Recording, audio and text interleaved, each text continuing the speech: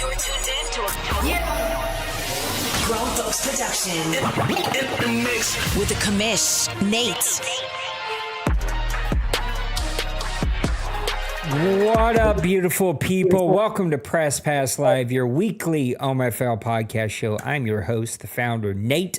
Let me welcome in a couple of my buddies here. We got Mr. Maniac of the Buffalo Bills and Commissioner of the Deuce, the best online. I always want to say CFM. It's not CFM. It's an online dynasty. So if you're playing college football, looking for College Football 26, come check out the deets down in the description. Mr. Big Hurt of the Minnesota Vikings, and a new guy floating around with us tonight, Mr. Randy of the Indianapolis Colts, a.k.a. the Orlando Condors. That was that old name we had there from Madden 20.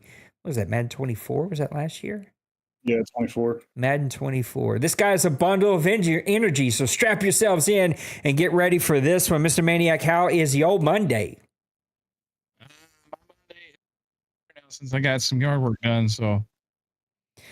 Mr. Big Hurt, how about you? Doing well, busy. Got a lot going on in life outside of work now. But yeah, Monday was all right. Randy, as you know, life comes at you fast. How's your Monday, buddy? Cannot complain at all. I'm getting prepped for a vacation, so just, working, packing, and enjoying some Press Pass Live. Jelly. I wish I was prepping for a vacation because, boy, I sure do need one. Lots of new things, fellers, ladies, and gents. We're going to be changing up the format. Again, I felt like the game show format didn't quite hit the mark of where we were going. Kept getting guys who were like, what's the noise in the background? I was like, okay, this isn't working the way I'd hoped. So we're going to hopefully get all these guys on video. They're on video now, but y'all can't see them. We got them on photos. But in the future, we're going to change the layout. We're going to get them on video. And we're changing the format to be back to more a round table discussion, debate formula. We'll see how this one goes. But let's get over here to the 2-minute drill. We're going to be looking at weeks. What weeks are we looking at? 8, 9, and 10. We just advanced a little while ago. So let's get over here to week number 8. I'm going to look through these really quick, and then I'm going to call on the guys about something that surprised them. We'll see how this one goes. Maniac beats Lost Sniper 31-7. That was a bit of a shocker. Was that him straight up, or did you just spank him like that? Was that CPU? Because I know he's been in and out. No, that was him playing. That was the last game he played before vacation. Nobody likes a bragger, Maniac. Mr. Massimo beats D-Money 21-16. Little Koch wins the Buddy Bowl 35-6. My Saints some way somehow beat Bird and his Panthers 31-24. Mr. Penguins with a 24-13 victory over Nipples, who is sort of taking a left turn. I'm sure we'll talk about those Baltimore Ravens a bit more. And the shocker of the week, Priest with a 32-31 win over Trey. Mr. D. Wayne with a 31-0 win over Twinkie. Big Hurt, a big victory over Tim, 24-17. Denver falls to Houston. Mr. Roger with a great win, 35-32. Kobe with a 31-13 victory over Nysinger. I keep wanting to say Mr., and then I catch myself like, why am I saying Mr. all the time? What up, Meek Boy? We got Logan with a 41-17 victory over Jay Bowles. Luca with a 22-14 victory over Kevin. This guy over here, Mr. Randy, with a 38-23 victory over a one-time champion, Mr. Colin. Flurry with a big victory, 10 over Bill. And then finally wrapping up week number 8 here, we got Cincyberg with a 38-14 victory over Crazy B-Man, who did let me know today. I probably am going to let the cat out of the bag, but hopefully he'll let y'all know he's going to be retiring after the season. Will not be joining us for Madden 26. If you do not know, Crazy B-Man has a really, really, really tough health situation that keeps him from always having like full ability with his hands and arms, and yet still tries to play and still tries to push through. And he just feels like the body ain't letting him do it anymore. He's looking for a coach-only league, so hopefully Bill or somebody else will help me get a coach-only league going for Madden 26, and he'll still hang around the group. Guys, week number 8 in the books. What surprised us? What caught our attention? What do we want to talk about? There it is. There's the silence. Because none of these dudes want to just talk. Just talk. All right. Okay, Go ahead. we all got some time. No. See, I'm just going to start calling to start the conversation. Then y'all just got to jump in. Big Hurt, what caught your attention? I think the biggest thing that caught my attention, I feel like record-wise it's not, but it's like just the way things have gone. I'm gonna turn to D Money and Massimo. Like, I think Massimo can compete with D Money, but I just think like the way Massimo has struggled these last 2 seasons in this cycle, especially, he just hasn't like been able to put it together. But yet he comes back, and I know D Money isn't D Money or the typical D Money that we know right now, but he comes out and gets a 21-16 win over. Unless he plays somebody he don't like, and then all of a sudden he figured it out again. If D Money plays somebody he don't like, well, he knows how to win then. So I'm glad that when I played him, I don't know. I guess he liked me. I don't know, but I think this game was a game where like Massimo probably doesn't just have a whole lot to play for at 1-7, but or whatever record he had at the point, but he gets this win, giving him a win here in the midway through the season, and that just showing that he's still playing the game, I think is respectable for a guy that struggled these last 2 seasons. And we know Massimo what he's capable of. He's done it where he's snuck in as a 7 seed and ran all the way to the OMFL Bowl before. So I know he's got it in him, but just hasn't been able to find his groove yet here this last couple seasons. Can I go? These guys are killing me. Yes, Maniac, you may go. Oh, thank you. Well, I could talk about Green Bay and Washington, but those 2 guys like to be talked about so much, and they would get all, grin, happy, and excited. We were going to talk, but no, we're not going to talk about them. So we're going to talk about. Can we just say there was some drama in this game for no real reason? Not real drama. That's not fair. I got to be fair to Trey. He didn't cause any drama, but there was a weird play that happened. Trey felt like he took advantage of something that he really didn't. He ended up punting the ball, cost him the game. And then when we all discussed as a board, I was like, I wouldn't have punted the ball. It's like, you didn't do anything. He didn't do anything. It's just his player did a weird play. But anyway, there was some issues in that game that ended up costing Trey that one. Yeah, I remember it. And just throw that out there, like, Priest, he's always like asking me about like, hey, what's the rule in this? I'm like, bro, go learn the rules, man. Quit messing with me during your game. 18 years, still needs to know what rules. No, I want to talk about Roger. Man, Roger's had a really good start of this season. I know it's probably maybe not as spectacular as last season kind of started off for him, but I mean he's been rolling and playing the Denver Broncos and Jay Glaze. He's been to a bowl. He's been very always at the end of the seasons and the cycles. He's always like one of the guys that are like pushing for a playoff spot. And I know this was like a restart, and I think Roger had posted like that there was a 14-point swing from the restart, but that just happens sometimes.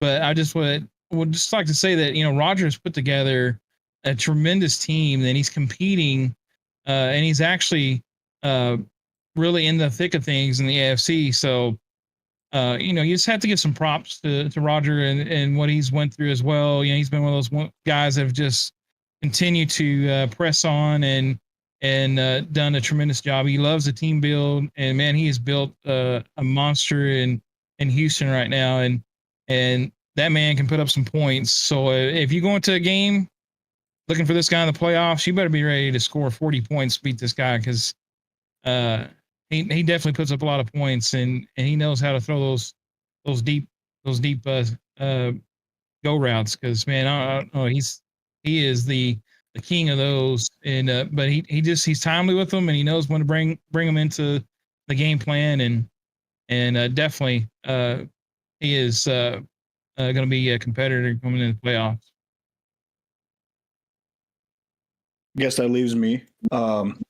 My game I would like to talk about is the Steelers and Ravens. I think that division as a whole is a ton of fun. All the guys could win an OMFL Bowl any season. But this game in particular really caught my eye because the Steelers had 4 turnovers, 4 picks, and they still won the game. Lawrence had 0 passing touchdowns, and I think that just kind of speaks to how good the Steelers defense played in this one. They held Lamar Jackson to 158 passing yards and the Ravens to 51 rushing yards. So that was pretty shocking, and I just think that division's a ton of fun to watch. A man of many, many words, as you hear right here. That was a shocking game just from the fact of what's happened to the Ravens. Like, I just feel like, I don't know, they started out so strong. They were one of the better teams here, and boy, we have checked out for the summer. Right? To be fair, he's moving into a new house, that whole process, so maybe that's the one doing it. The brother gets a win against the champion and doesn't even get a sniff from one of you guys. Okay, I see how that works. So week number 9 here, looking at some of these games, we got the Jacksonville Jaguars falling to the Minnesota Vikings. Mr. Big Hurt, much closer game than anyone expected. My guy was so nice on like, I hit the practice field. I'm ready. And boy, was he ever ready. A 17-14 victory for Mr. Big Hurt. Colin bounces back with a 21-10 victory over Priest. I do not count this game right here. I am still very frustrated by this game right here. I ended up, after 3 or 4 attempts of trying to play Kevin, my guy just was not interested. I played the CPU. I wasn't going to waste an hour and a half playing the CPU. Sorry. I'd much rather do anything else. Basically, get a root canal than have to go play the CPU. So I did play the moments. It let me play the opening 2 drives where I got a touchdown on offense and a pick on defense. And then the last drive of the game that I came up short on 3rd down, I lost 10-7. Thank you, CPU, for all the play the moments that you let me do. It literally took me 12 minutes from the time I started the stream to the time I ended the stream. That's how many play the moments it gave me. I was so pissed off, but is what it is. We got the Cardinals bouncing back. Joker with a 28-10 victory over Luca. Trey bounces back with a 41-27 victory over Twinkie. Denbrew and Randy with a classic game, scoring a ton of points. 41-39 for Denbrew. Roger keeps it going. This might have been a CPU. I think it was a CPU game. 42-23 because Roger's like, I will play the CPU. I need the win. I needed the win too. I just didn't want to play CPU. Logan bounces back with a 35-21 victory over the Ravens, who now have lost at least 3 in a row, 8, 9, and 10. We'll talk about it. Meek and D-Money. You see Meek here in the chat. This was a classic game. I watched this one. Meek just made enough plays there at the end. 34-31 victory for him. Kobe with a 35-32 victory over Jay Glaze. Penguins continues to stay hot. A 38-14 victory over Cincyberg. I'm not sure if this was really played or not. I always pause when I see these wacky scores that I wouldn't have guessed. But if it was, Cincyberg had to be a super joy to watch on that stream. Carolina bounces back with a 14-9 victory. Bird over Fleury. We got Dwayne keeping hot. 33-27 victory over Tim. And then finally wrapping up week number 9, 29-21 Maniac beats Massimo. Maniac, what caught your attention? Did you fix your lights or unplug something? Or, oh no, he said, no, don't do that. I got my mic unplugged. Randy, what caught your attention for week number 9? I think we should talk about this 10-7 Tampa Bay New Orleans. Yeah, let's do that.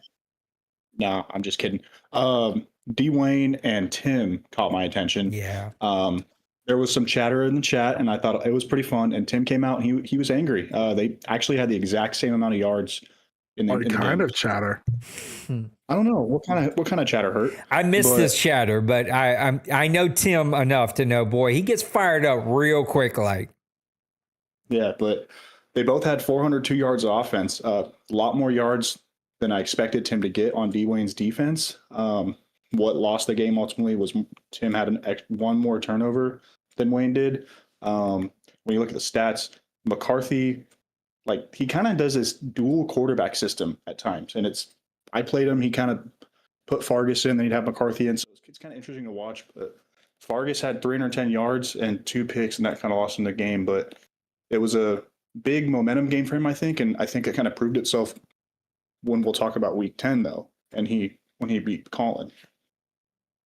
Yeah, it's a big time victory, giving up a ton of running yards, but Dwayne will do that to the best of them. Williams, 3 receptions, 144 yards. That's always going to be really good. But Detroit also gave up 3 sacks on the day, and that's hard. Dwayne puts so much pressure on you from so many different ways. You start turning the ball over and giving up sacks, it's going to be a very long day for you. Big Herb, what caught your attention here in week number 9?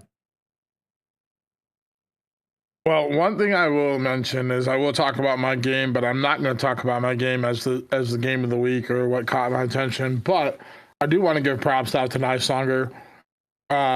Whatever he did, pregame, hype, practice, whatever it was, this man came out and gave me a run for my money and was pushing all the right buttons.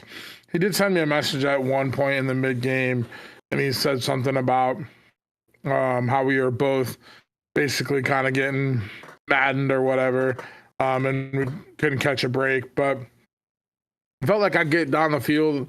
I threw a touchdown. They reviewed it, called it back. I had to kick a field goal.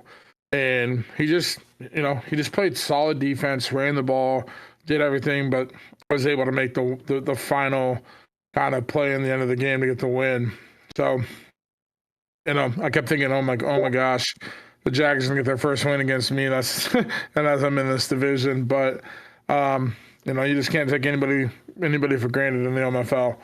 But the game that I really want to talk about is just these two teams kind of are on trending different, and that's the Chargers and the Ravens. You kind of talked about it, how the Ravens are on a steep downslide, but the Chargers right now are bouncing back and kind of putting their name back on the map. And I don't know what it is, but Logan's kind of found his groove, and he's winning some football games. And that West division in the AFC is wide open.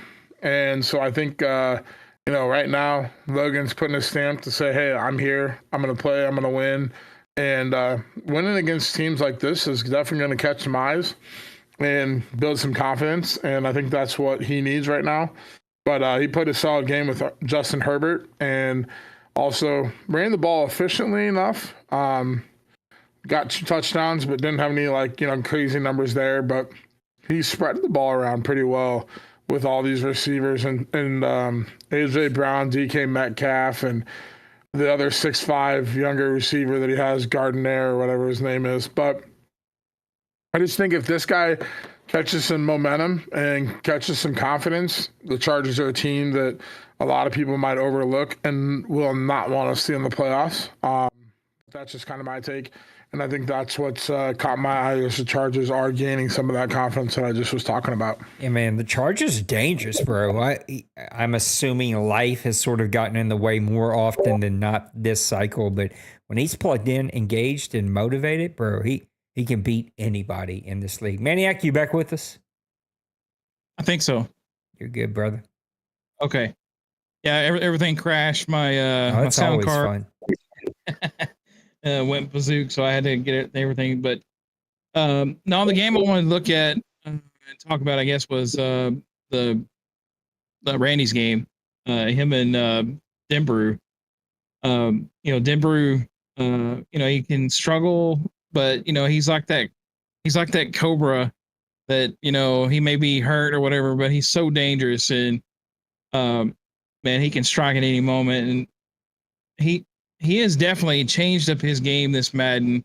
We've seen Denver being the guy that just will run the ball down your throat all game. He's brought in imports and running backs and stuff, but man, this quarterback that he has, Nowak or whatever, the dude has been phenomenal. I mean, he was in the bowl game with him this last season, but he does so much with him, and when he's hot with that quarterback, he is hard to stop. And but that was just a tough game, definitely for Randy there. But he did have really good stats in his game too, as well, with Richardson 2 touchdowns, no interceptions, 20 and 30. I mean, you really can't ask for much more from your quarterback in that situation.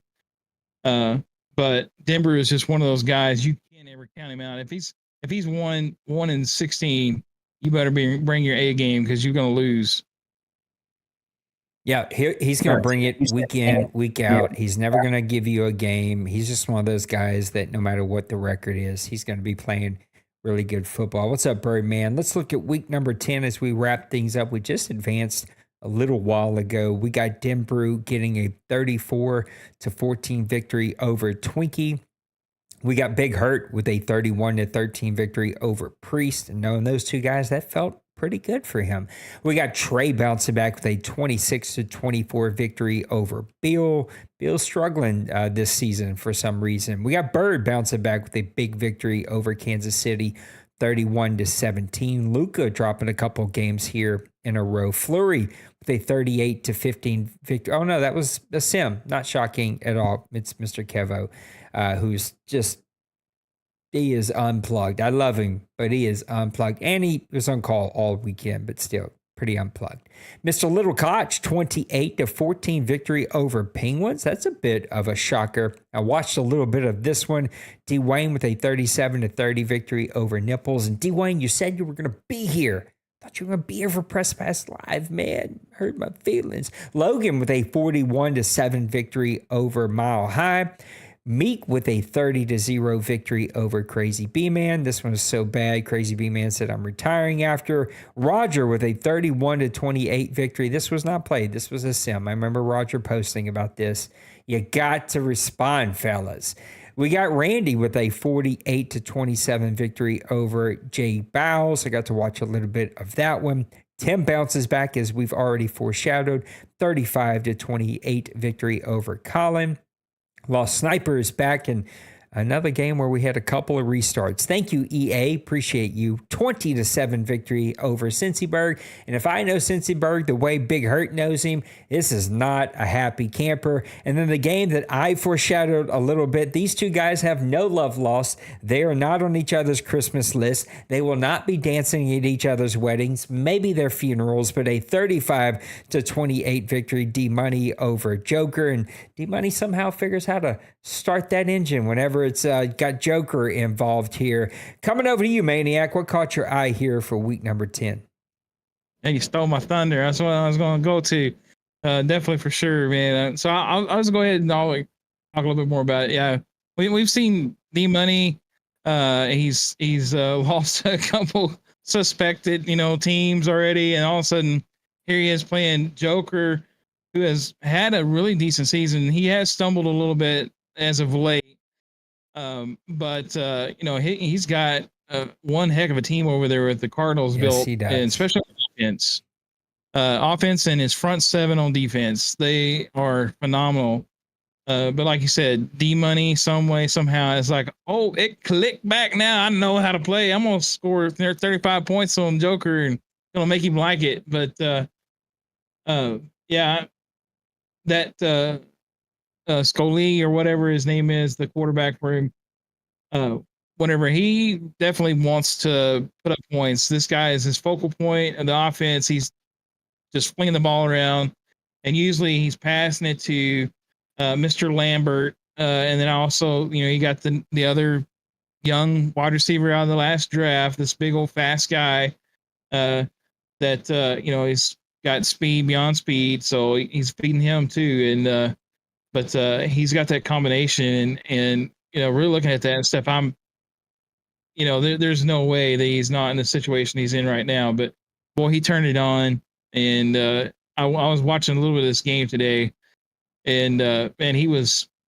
on defense too. He was just harassing Henry. What you see, he had 1 touchdown, 4 interceptions. Didn't get any sacks, but man, he was in his face, making him throw the ball when he didn't want to. And he was doing the D-Money things that he does, and yeah, there's not going to be any love lost between these two, that's for sure. Joker had more offensive yards gained, more rushing yards, more passing yards, more first downs, and more time of possession, but he lost in 2 critical areas: turnovers and third down conversions. It's going to get you every single time. Randy, what caught your eye here? I'm going to talk about the AFC North again. I think for me, these two teams have both kind of quietly snuck under the radar. Going into this matchup, both teams are 6-2, and Lokach, who I think has struggled this cycle up to his standards, is now sitting at 7-2 after a 28-14 victory. Moved the ball really well, 404 yards offense, 2 passing touchdowns, 2 rushing touchdowns, good third down efficiency, 4 of 6, and really shut down the Steelers, who, like I said, were 6-2. So that's a pretty fun division. I know Nips has kind of fallen. Denver hasn't had the season that he's wanted to, but I think this division is going to be fun. And I like how it's always someone different. It seems like every season who comes out on top.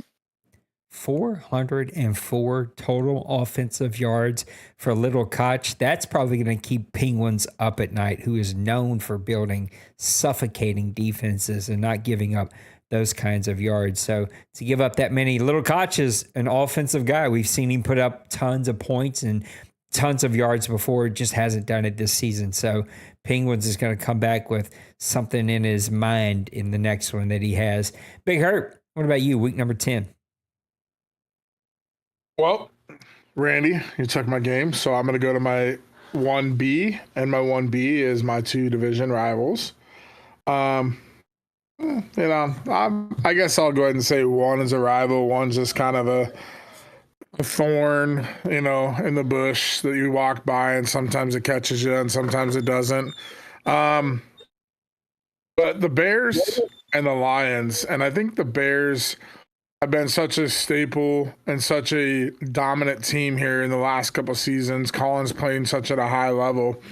I look at this game and I'm like, how did Colin lose this game? He had almost double the yards of offense, double the rushing yards, had over 100 yards more passing, double the first downs. It comes down to turnovers. And the Lions had 2 and the Bears had 5. And that's the name of the game. We've talked about it, especially in playoff time. And Tim gets away with some collecting 5 turnovers against a Bears team that typically doesn't turn the ball over a whole lot. But it's 3 picks, and then also fumble 2. And so, yeah. Just looking at the Bears, I think they're in a prime position. I will say a thank you to Tim, because that kind of opens the door and puts me back in the running with a tied of the Bears at 7-3. Even though I lost the Bears in a 1-score game both games, we're now tied at the division. So if he has another slip up and I can continue to have success, I thank you for the Lions, because at 3-5 or whatever he is, he's not catching the Bears or I for the rest of the season. But I like to give it to old Tim when I can. Pause. Tim's take seems to. Whoa. That big boy. No. Can't be giving it to Tim like that. He's a married man. Twice. Wow. Yeah, Lee hurt. You're going to make his kids cry. 400. Listen to this. Double yards, almost. Not quite, but almost double yards. Double rushing yards. 100 more passing yards. Double first downs. Way more third down conversions. Had the ball 6+ more minutes. Chicago did everything right. It sounds like I'm not the only one giving it to Tim. But had 5 turnovers. It's just pretty simple. You got to be good on third down, and you cannot turn the ball over. And neither one of those guys was able to do that. A big loss there for Mr. Colin, who the Bears have been a bit of a weird team to sort of put your finger on. Now, whenever I came up with the next section that we're going to talk about, it was before we advanced here. And so maybe there's technically a little argument that can be made here, but you guys can debate me. But my next segment is a take on the commissioner's top 5 everybody pretty much agrees with the top 5. Sometimes there's some debate about 4 and 5, and every now and then there's a debate about who's 2 and 3, but 99.9% of the time, whoever's on my top 5 is on these guys' top 5, is on your top 5, and I'm even thinking about starting a commish power ranking chat where every week, every advance, I post who my power rankings are. But this is my twist on that, and it is the next 5. Who is my 5 through 10? I'm sorry, who's my 6 through 10? And those are usually a little bit more debatable. I didn't have time to do pretty graphics and all that stuff. I promise I'm going to get there one of these days. So let me start at 10, work my way up to 6, and then you guys can debate me. Coming in at number 10, I patted myself on the back because these guys won't do it. They didn't even talk about me beating Bird for once in the entire cycle. I'm coming in at number 10, playing hot. That wasn't until Kevin stole one from me, made me play the CPU, followed by a bye week. I literally have not touched this game in a week. I'm going to suck the rest of the season, not to mention that Hal's out for another 4 or 5 weeks. Number 9, though, well, it's my buddy, Mr. Big Hurt. I got the Vikings coming in at number 9 now. He's picked up some nice victories since this one has come out. And so, again, maybe there's a little debate there, especially with my number 8 selection, and that is Mr. Penguins and the Steelers. We just talked about him. A weird game from him. A couple of weird games these last 3 weeks where you see him be really dominant, and then he gives up a lot of points and yards to Little Koch and kind of a little bit all over the place. And so maybe there would be a slight change if I would have known we had this many games decided by the time I wrote this agenda on Sunday night. But I got Penguins coming in at number 8. Number 7 is one of all of our favorite human beings in this league. It's Mr. Roger and the Houston Texans. I love what he's doing. We've seen him do this before. Now I want to see him keep that momentum into the playoffs. Let's see him finish this week strong, finish this season strong, get himself into playoff contention, and then go make some noise in the playoffs. So 10 is the Saints, 9 are the Vikings, 8 are the Steelers, 7 are the Texans, and then coming in at number 6, right there in the top 5, I went with Denver and the Cincinnati Bengals. Oh, no. It's a Little Koch in the Bengals. Oh, no. No, they switch. Oh, God, somebody help me out. It's Denver, right? Koch. It's a Little Koch in the Bengals. Yes. Yeah. Denver's like a bunch of wins. Okay, yes. Okay, I had that right. I always freak out. You guys flipping and flopping every single cycle really messes with this old 45-year-old brain. I got Little Koch and the Bengals coming at number 6. Big win against Penguins last week. We've seen him start to get some momentum. He's got that offense figured out. I get him at number 6. Again, if I'd have waited for this week to play off, I may flip-flop a couple of these. I may move some of these down, some of these up, but those are my next 5. Debate, tell me why I'm wrong. Who should have been in this list? Well, I'm glad you put yourself at number 10. Thank you, Maniac. I did it just for you, buddy.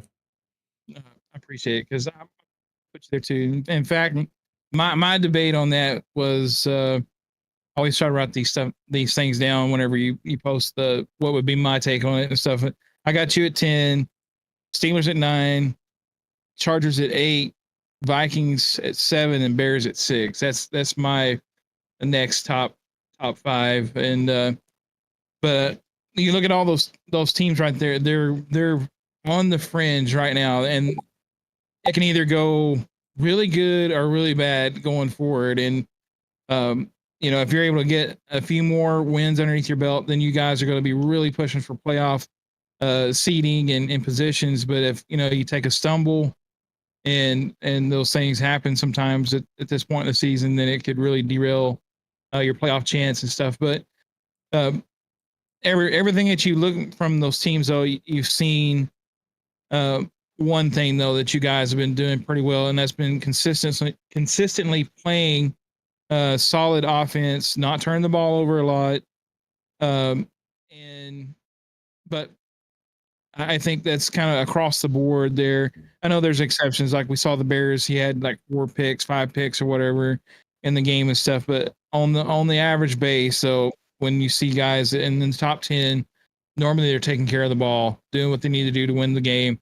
It may be ugly, may not be pretty, but to get the job done. And I think these are guys and teams that are really going to be pushing for playoff spots. For me, I think he had a good list, both you guys. I know you said you made it Sunday night, so there's a little bit of difference, but I would say Saints and Vikings are in the right spot. I would bump the Steelers down just based on the results, put the Chargers at 8, Bears at 7, and the Texans at 5. Rodgers, a guy we all know. He's a great guy, great player, and I think he's really starting to put it together. And I couldn't be happier for him. So I think he could crack that top 5 pretty quick. We play actually tomorrow night, so that'll be a big battle in the AFC South. I think the Bears are still very talented. They had some injuries, but they've kind of slipped, losing to the Colts and the Lions 2 of the last 3 weeks. So those would be the changes that I would make.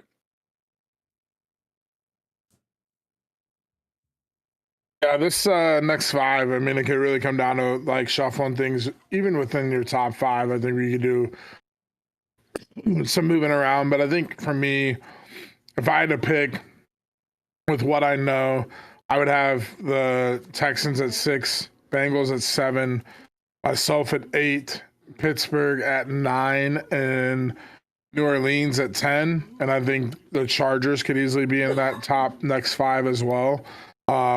With the Ravens, I think they were in it, but they probably were even in the top like 5 back end, and they've slipped all the way out of the top 10, in my opinion. But I just think there's 1 through 10, it can be shuffled around in like 1 week. You know, Chicago's probably sitting at 4, maybe even like 3. But just because of the success he's had this cycle, not only this season, but then, you know, a loss to Tim where you just didn't, you know, make them, you dominated the game, but you made enough mistakes to kind of leave the door open. That could be the difference of a 3 to 6 or 7 seed, or a top 10 spot, in my opinion. Same thing with like Seattle. I think Seattle, like when they play really good football, like you could put them in the top 2 or 3 teams, but then again, like, it's just a consistency matter of his regular season. Then you get to playoffs, it's like a completely different team.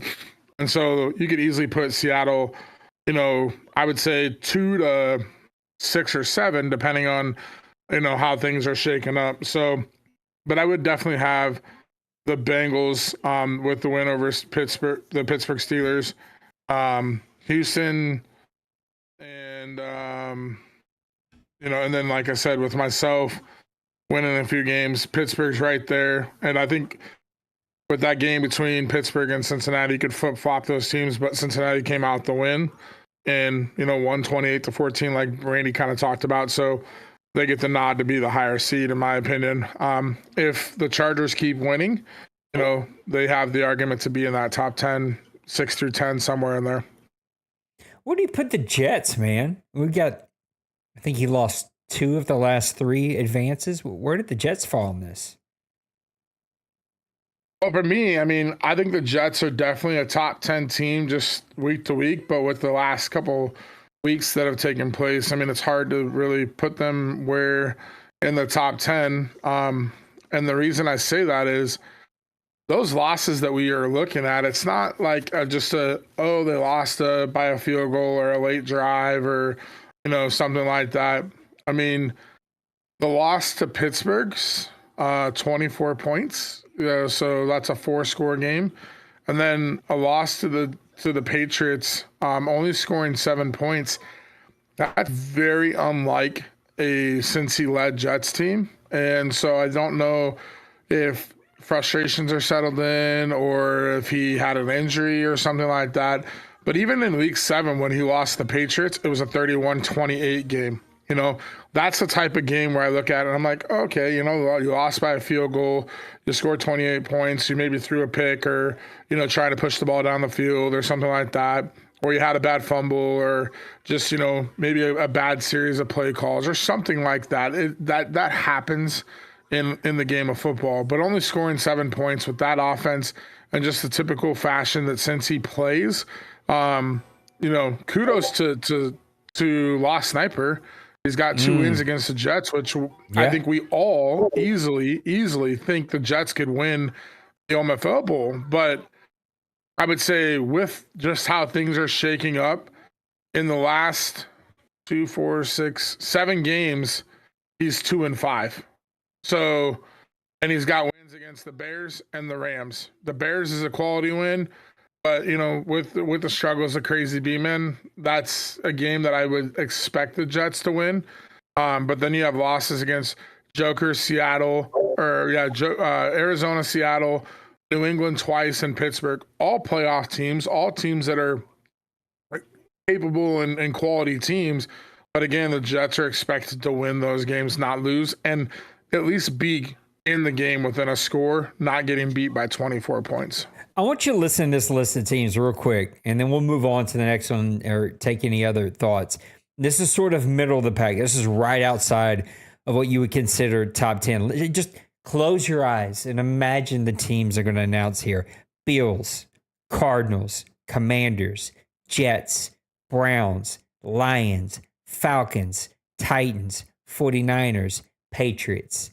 That's like your 12 to 22 teams. Like, that is nuts. Most of these guys have won championships here, multiple division champions here, some conference champions in this list.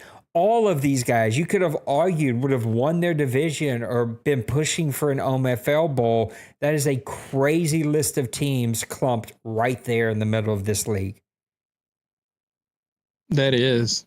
And I kind of want to throw out another stat too, from my division, which I was sitting here looking and I was like, this is like a crazy stat.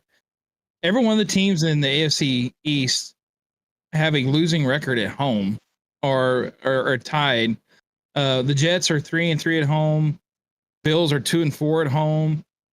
Patriots are 2-3 at home, and then the Dolphins are 1-4 at home. We're having some struggles on home turf. I actually lost the first 3 games of the season at home. I had 4 straight games, I think, to open up the season at home. Oddly enough, thanks Madden, but it didn't turn out that way. So we're kind of struggling at home, and we're also not playing very good defense. I mean, we're kind of barely scoring enough to score more than our defense, or maybe not even scoring enough past our defensive points given up a game. So I just thought that was kind of a crazy stat, since we were talking about Cincy and the top 12 through 24 that you were kind of saying there. And but yeah, guys, we're not taking care of business at home in the AFC East, so that's kind of part of our struggles. Don't win that division, I guess. You better be a wild card. Yeah, listen, maybe this is a case of guys beating up on each other early in a season. I mean, we're a little past halfway mark now, but maybe these are just a lot of division teams that beat up on each other, and we'll see how this plays out in the long run. But that row of teams, I would have, in a million years, I wouldn't have been able to come up with that list of teams in the middle of the OMFL during the middle of the season. I mean, there's not a guy on that list that you wouldn't have said before the season starts that didn't have some type of percentage to win the whole thing. Maybe not your favorites to win the whole thing this season, but every single guy on that list would have had some kind of percentage to would have win the whole thing. All right, we've only got one mailbag question today. I'm a little shocked. You guys are in the full summer season. Again, hopefully the revamp of the show will help plug in a couple of extra folks here. But it says, Cincyberg, what route on offense would you eliminate from Madden because it frustrates you when playing defense against it? I thought about this one long and hard, and I've got 3 answers that come to mind, and I would be shocked if 2 of them are not mentioned by you guys. There's one that I think maybe you want, but I'm actually going to go with the one I think y'all won't mention. The other 2, I would be shocked if you guys don't mention it. I'm going with the post out on third down. Or some down and distance where you need a big play, but normally on third down to the far side of the field. So if you're on left hash mark, guys are running the post out to the right side of the field. If you're on the right, they're running it to the left. You can count on it. You know it's coming. As a safety player, I dig it when you throw that route because I'm going to go make a play. But for the handful of guys who do not play safety, D-line, linebacker, usually middle linebacker, that route absolutely drives me insane because sometimes you still just can't get there. If they got the timing right, they got a fast receiver, a good route runner. If they get that timing down, it's just game over, and it feels like a route that you can't stop. The other two, though, that I would say, I think you guys will say it. What's the route that you would remove from the game immediately? I'm gonna start with one, because I'm gonna leave the other two. I'm pretty sure I know what they are. I'm gonna start with one that I think is a little bit this season. Not this season. This cycle. I've seen more of it than I've ever seen before, and it's kind of hard to guard. I don't think I would eliminate it entirely, but I'm just trying to think outside the box. I'd say the curl route or the comeback route. If you get the time, that's a route that is really, really hard to stop unless you're using it. That's just one that jumps out of my mind. That's not the two big ones. Madden 10, Madden 11, Madden 12. There was a couple of those Maddens there where that was the route. Like if you needed to, I feel like the first route I remember running Madden leagues that was a pain was the go route, which probably will get mentioned here today. It was definitely on my list. The second was the slant. Then it was the comeback. And then it was another favorite, the drag. And then, there's a couple other routes in there, but that is definitely one that in the past has been like, okay, you need to mix it up. This is crazy. Why are you running 50 of those? I would say for me, the route that I would most want to eliminate, I like the route in football. I just think it's way too high efficient in a game, even when you know it's coming. And it could be out of a play action or just a straight route. And that's the deep cross, because you can throw that ball early before he crosses the field, and you can hit it as like a quick pass. And if the safety's playing deep and the backers are like in a zone and they're more in the middle, before he crosses that zone, you can hit it as a quick pass. Or kind of like the slant, but you can let it develop and let him cross the backer, cross the safety, cross that hash mark, and hit him on the deep cross across the field. And I just think that pass is like, for me, it's just so like for one, like I get frustrated because I'm like, where's my pass rush? Like how do you have enough time to for that route to develop? Like we're not talking like a 5-yard slant. We're talking the guy runs 20 yards downfield and he's running 40 yards across the field, and then you throw a 30-yard bomb and he's like wide open, because if you play cover 2, the corner's underneath, the safety's over the top, the window's there. If you play man, he outruns the man coverage unless you got like a guy like Maniac's corner that I threw it several times and that dude just runs the route better than my receiver, even with a guy like Justin Jefferson.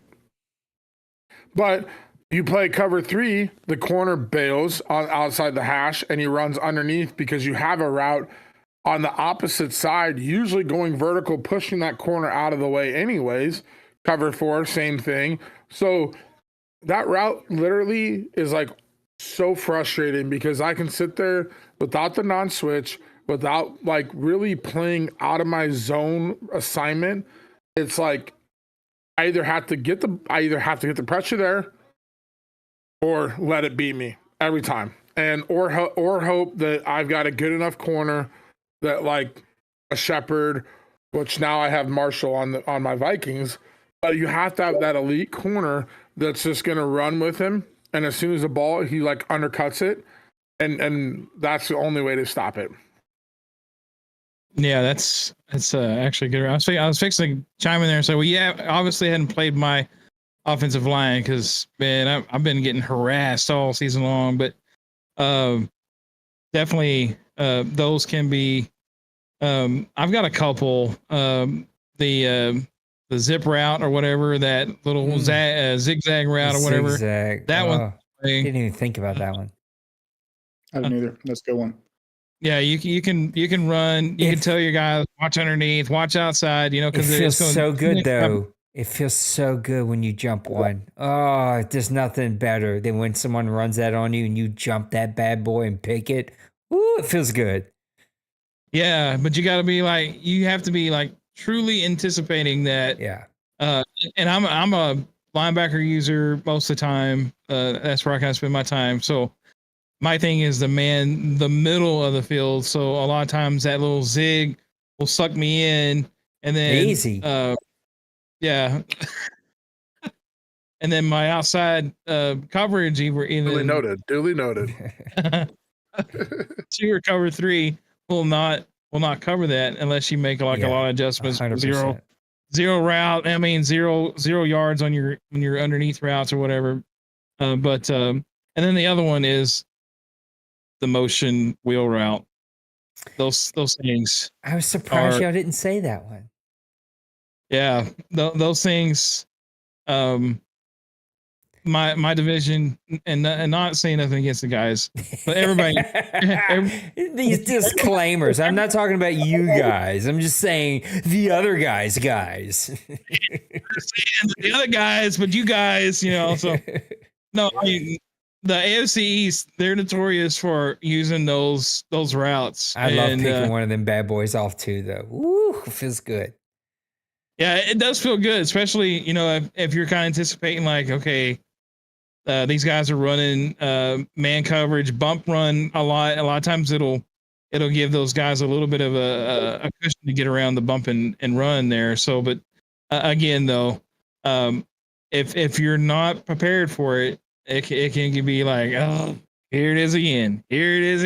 So, but those would probably be my 2 that kind of frustrate me a lot of times. And it's not so much, I don't think that they're unstoppable, but my God, they nearly seem like it sometimes, especially with the defensive calls that I'll call.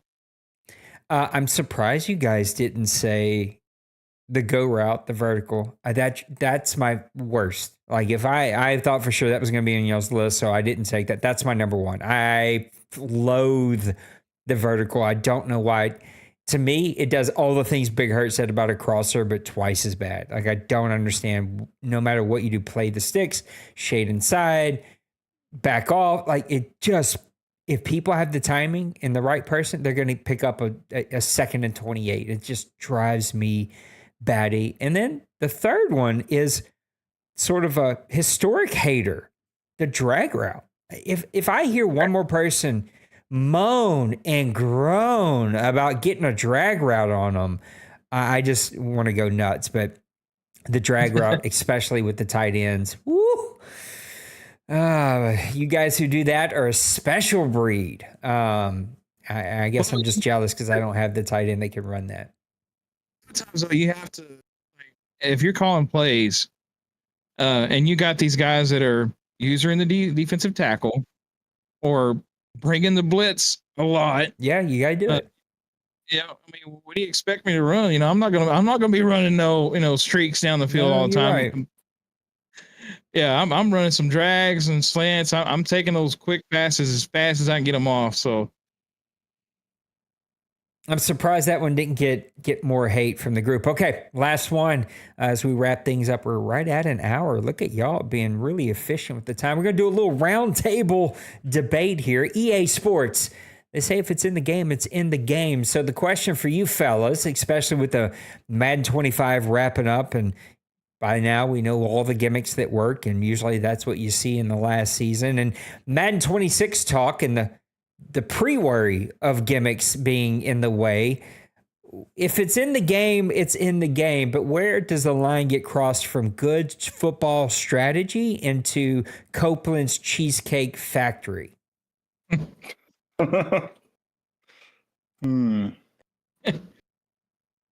Copeland's Cheesecake Factory, huh? I failed to read that all the way, and it just kind of chuckled me right now when you read that. So it's kind of funny.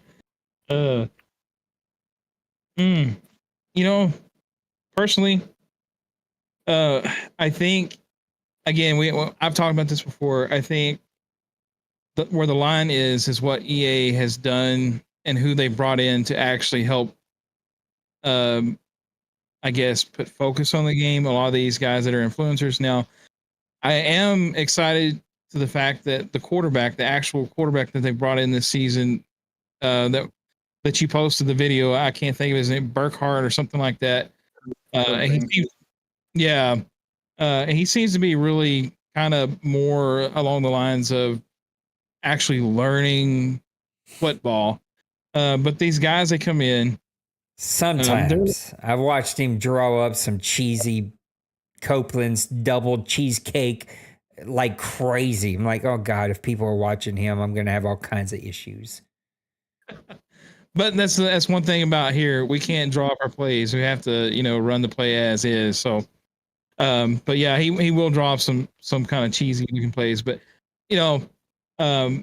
and he did say I got to interrupt you and say, if it takes you a 15-minute video to show the setup of a play that's a one-play touchdown, you're probably breaking the game. Like, you're probably doing something that the game can't handle. You should probably go, let me think about this a little bit. But I guess because you're an ex-NFL quarterback, and I am not, you get to do that. But that kind of stuff drives me absolutely. Hey, if you take your third cornerback and move him slightly to the left and then bump your defensive lineman and then up, down, left, right with a box. It just, oh my God. I'm like, stop. Just play the game, man.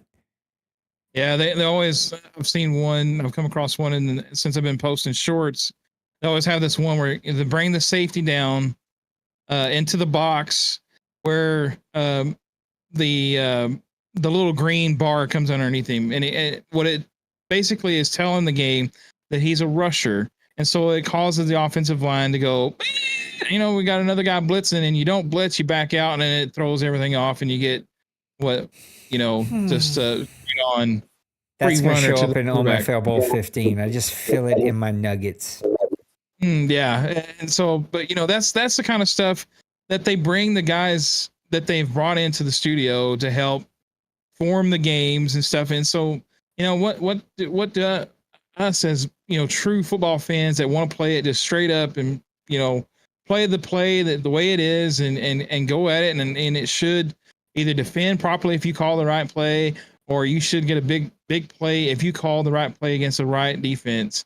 But no, it don't do that a lot of times. And because I think the influencers that they brought in, and so that I think has blurred the line between the cheese and the strategy because of who they've had to influence the game. It's not really a lot of strategy no more. It's what can you do to manipulate the game? And unfortunately, that's not the way we play, and that's not what we want from the game. So to me, that kind of, I guess, answers that question best. I think for me,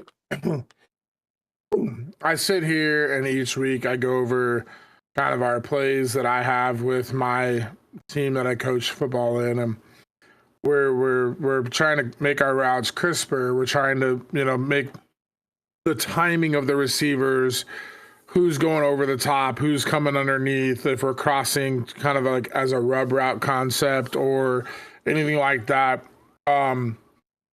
And obviously trying to figure out like which receiver maybe has a better release. So if we are getting pressed, who can get off their route quicker is probably going to be the guy that's downfield. So he's going to be the guy that goes over the top. There's a lot that goes into that. And Madden, when we sit here and talk about this, none of that is accounted for. What's accounted for is we want to cater to all ages. I want to hand the controller to a 10-year-old child. 100%. I want them to have fun and be like, I'm throwing the ball to Justin Jefferson. I hit this button and he celebrates. Yeah, I scored a touchdown with my favorite player. Preach, blah, blah, blah, Pastor blah, blah. Big Hurt.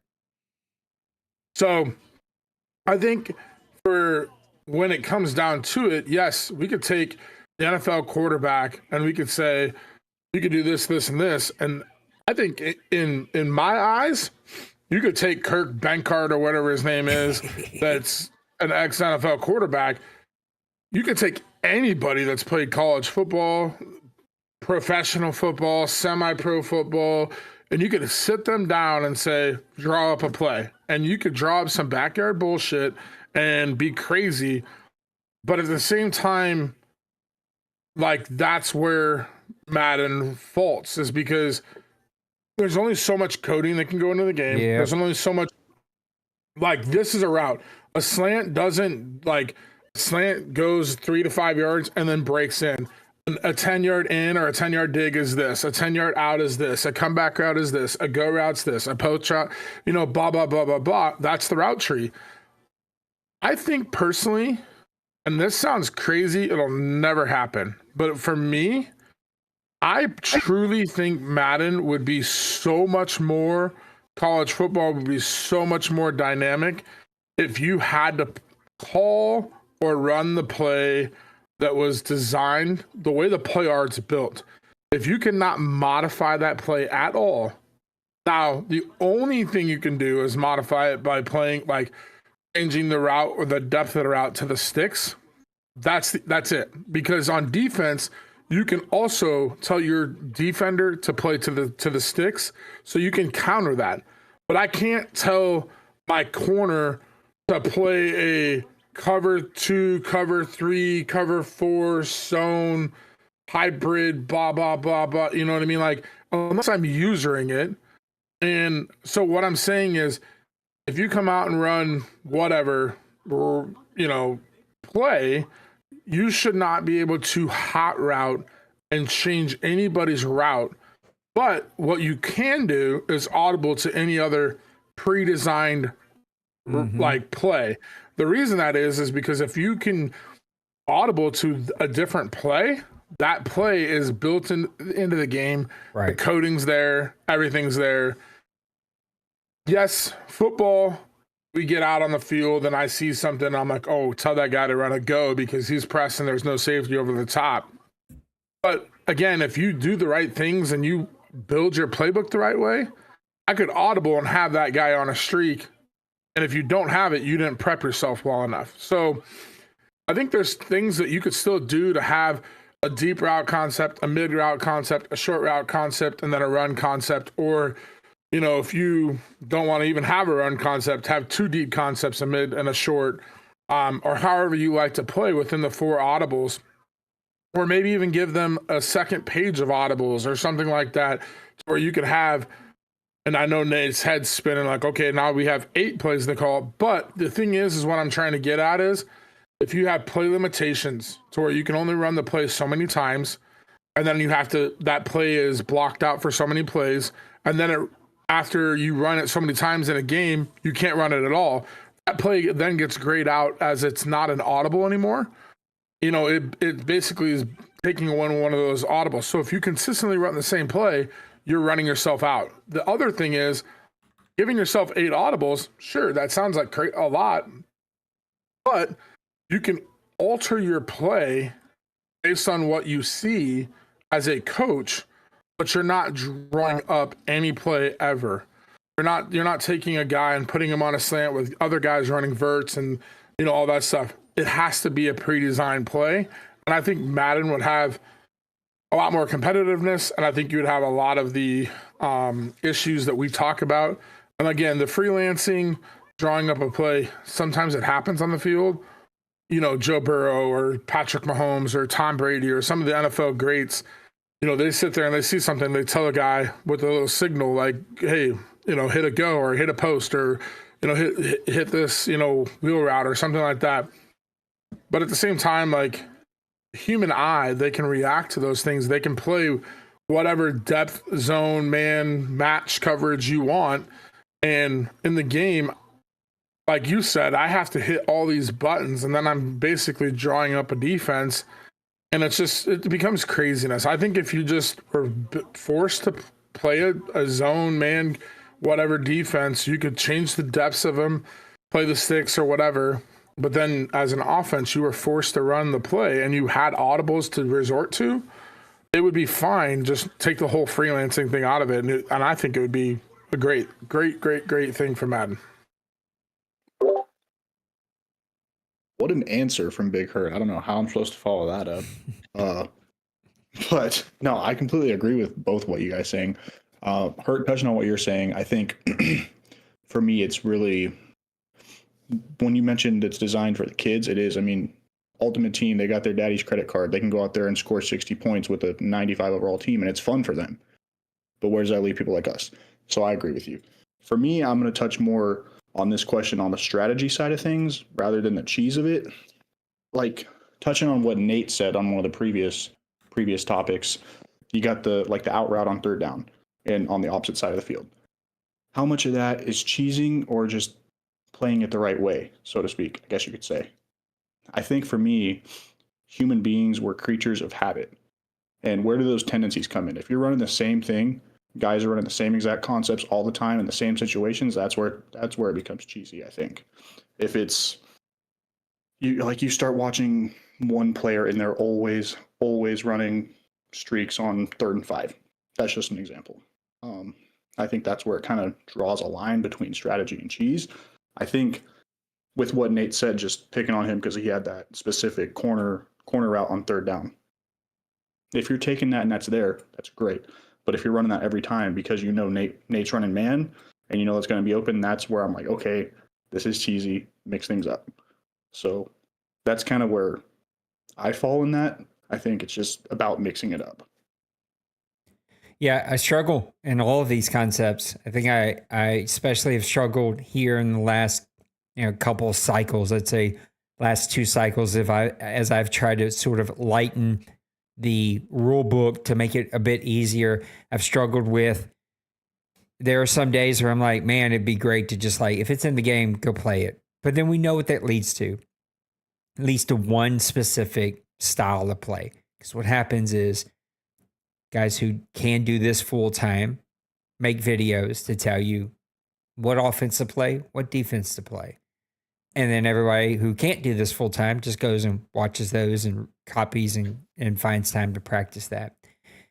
So in order to have many different play styles to promote a league that anyone can have an opportunity to win, we have to have these structures.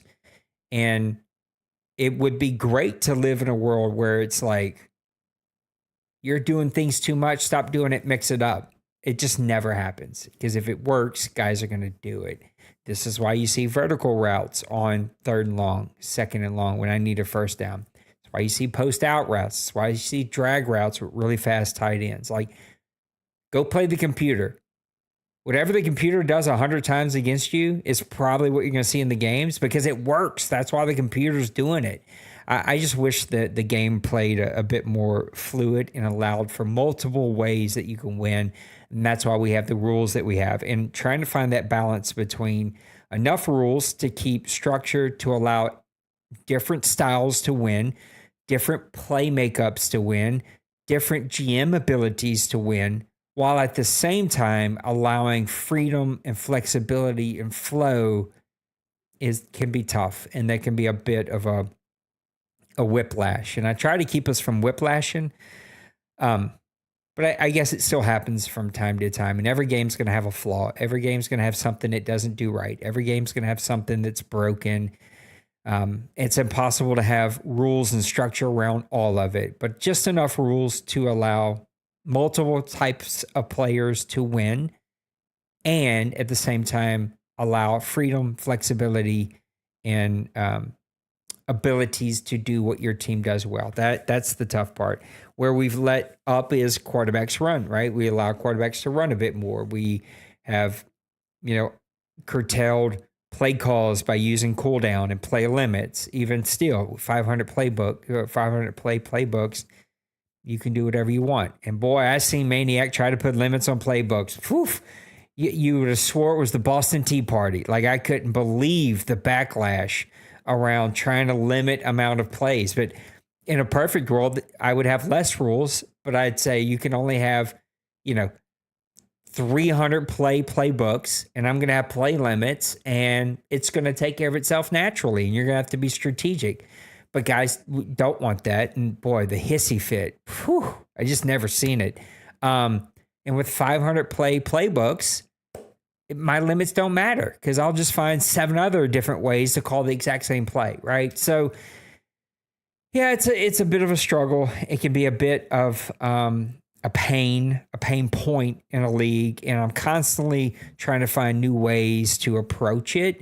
And I think I just came up with a new way, but then I remember how much hell. Like literally, I think people were driving to Maniac's house to burn his house down because he's like, you can only have 300 play limits. And people are like, no, 300, that's not enough. I'm not going to get out of the first quarter. I quit.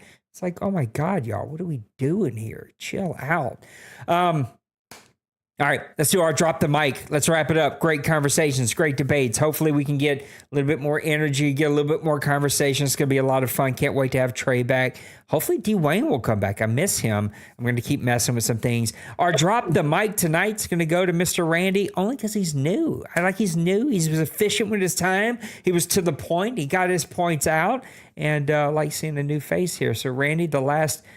Big hurt. I know it. I get it. I see your face, man. I understand. I would have probably given it to you, but I got to give it to the new guy. Got to spread the love here. Randy, the next 1 minute is yours. The subject is yours. The floor is yours. Drop the mic. I appreciate y'all letting me on, first of all. It was a ton of fun. My drop the mic would be, so I was having a chat with Roger earlier, just talking about football, life, Madden, all that stuff. And this is kind of related to the Madden League, the OMFL. It's more so related to life. I think here, we want to win. We're playing football. But what makes this place great is the humans, the camaraderie, and we got to prioritize the good humans in our life. And I think when it comes to the league, when it comes to all the drama, it's just like, y'all, it's a Madden game. Trust me, y'all have seen me lose my shit on a stream plenty of times. But Never. I'm growing up. Yeah, it doesn't happen, but I'm maturing, whatever. I think, we're here to play football, but we're building relationships. It's about the humans here. The wins and losses, who cares? I think that's just kind of what I wanted to say. I love it. Wins and I agree. Losses, who cares? Comes from the 8-1 guy. Yeah, the always 8-1 guy. I chuckle because I know what he's talking about, and I also was like, man, I feel like this whole cycle has been fairly calm. Like I've seen real drama. Again, I've been doing this for. It's so hard to believe we're 25 years old, but for 25 years, and I was the young 24-year-old whippersnapper, just piss and vinegar and thought I had it figured out. And I've seen real drama. It's been pretty calm, but I love you guys, and I love the sacrifice. All these dudes are at home. All these dudes have wives. All these dudes, well, Randy's got one on his way, but all these dudes have kids. Even one guy has a goat. So like these guys got a lot going on in their world, and yet they find time to come be on video and help me do Press Pass Live, so you don't have to listen to me each and every week. Hopefully we'll keep making this better and better. Guys, thank you for a great week. Let's finish this season strong. Tons of news. Maniac and I spent Friday afternoon together. We talked Madden 26, we talked college football 26, and we talked about Maximum Football, which we'll be releasing in the next, I think, 10 days or so. What is the date today? Today's the 9th. So tomorrow will be 7 days away from Maximum Football releasing on PlayStation for free. Some new shooters have dropped, so go check those out if you're looking for something. Maniac and these guys have the NHL League rolling. The Golf League is rolling. If you are bored, then you are doing this wrong. There's tons of stuff for you to get involved in. Make sure that you check it out. If you're not part of the grown folks community, check it out. Why not? If you're an adult, come check us out. Come hang out. Make some friends. You're going to meet some really cool people. Guys, I love you. You matter. Take care of yourselves. Take care of those around you. And we will see you on the next one. Peace. Deuces.